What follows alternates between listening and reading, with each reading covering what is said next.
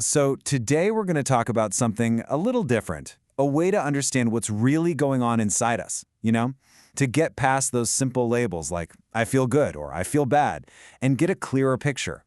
And it all starts with a feeling I bet you've had before. You know that feeling, right? You wake up and there's just this heaviness to the day. It's like a fog has rolled in, but you can't for the life of you figure out why. You're not sick, nothing terrible happened, but something just feels, off. And that feeling? It doesn't just stay in the morning. It follows you around. You might find yourself just going through the motions, totally on autopilot. And by the time evening hits, that unnamed feeling has to go somewhere, doesn't it? And usually, that's into our phones for hours of numb scrolling. Or worse, it comes out sideways and we end up snapping at the people we love. Now, our typical reaction to this is to turn ourselves. We start that inner monologue. Ugh, I'm just being lazy, or I'm so dramatic, or the classic, what is wrong with me? But what if nothing's wrong with you? What if you're just navigating an inner world, a whole landscape that no one ever gave you a map for? And that's exactly what this inner landscape idea is all about. Just think of it like this. Your internal world isn't one solid thing. It's more like a living, breathing terrain. Some days you're down in a quiet valley. Other days you're climbing a huge mountain. You've got rivers where creativity just flows, and you've got these little shelters where you feel safe. It's the whole climate inside you. The thing is, when we don't have a map for this landscape, life can feel pretty chaotic. Our emotions seem to pop up out of nowhere, right? Our reactions feel way bigger than the situation calls for, and we get so frustrated because we don't even know what we need. And maybe the biggest cost is that we stop trusting ourselves. We start to override our gut feelings and what our body is telling us. This quote just nails it, doesn't it? Look, having valleys and mountains isn't the problem. That's just being human. The real problem, the real struggle, is when you're exhausted down in a valley and you're screaming at yourself to have the energy and perspective of someone standing on a mountaintop. It just doesn't work.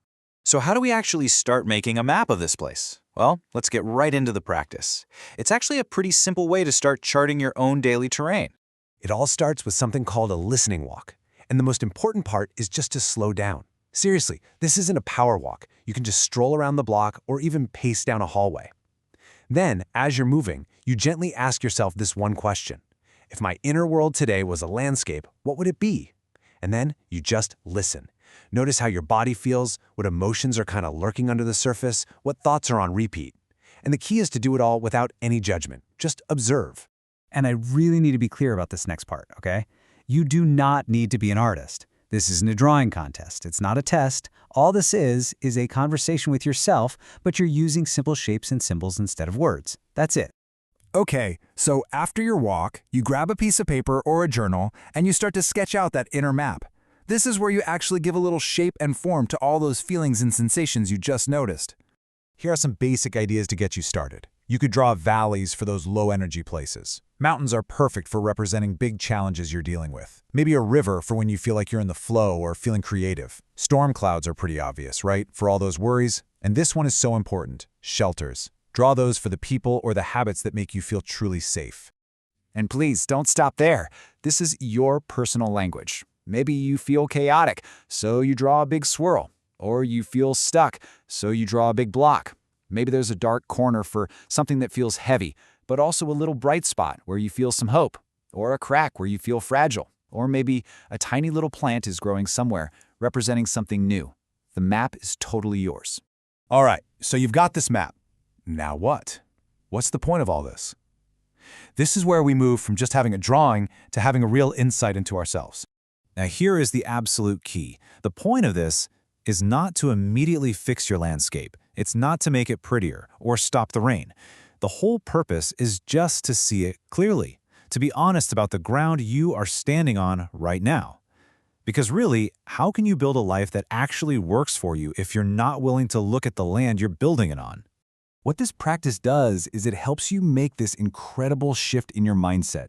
You go from that old, tired voice of judgment, that, why am I like this, to a much gentler voice of curiosity. You start to say, interesting. It feels heavy in here today. I wonder what's contributing to that. And let me tell you, that small shift, it changes everything. And the rewards for doing this are huge. Once you know the terrain, you can finally soften your expectations for yourself. You can give yourself a break. You can also ask for the kind of support you actually need, not what you think you should need. And you can finally stop calling yourself too sensitive or too much, and realize, no, I'm just walking through a really challenging part of my landscape right now. This just says it all, you know? We don't look at a forest in the middle of winter and get angry at it for not having leaves. Of course not. It's just a season. And our inner lives have seasons too. They come and they go. They all belong. Okay, so we've talked about the what, the how, and the why. So let's bring it all home and make this super practical with a clear next step for you. So here's my invitation to you. Sometime today, just find 5 minutes. That's all it takes. Take a little listening walk, come back and sketch out what you found.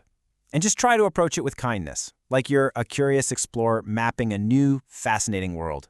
And I want to leave you with this final question to think about. After you've sketched your map, just sit with it for a moment. Look at it. What is it telling you? What is this landscape with all its parts trying to communicate about the kind of support you might need, right here, right now? The answer to that question, that's the beginning of a whole new way of taking care of yourself.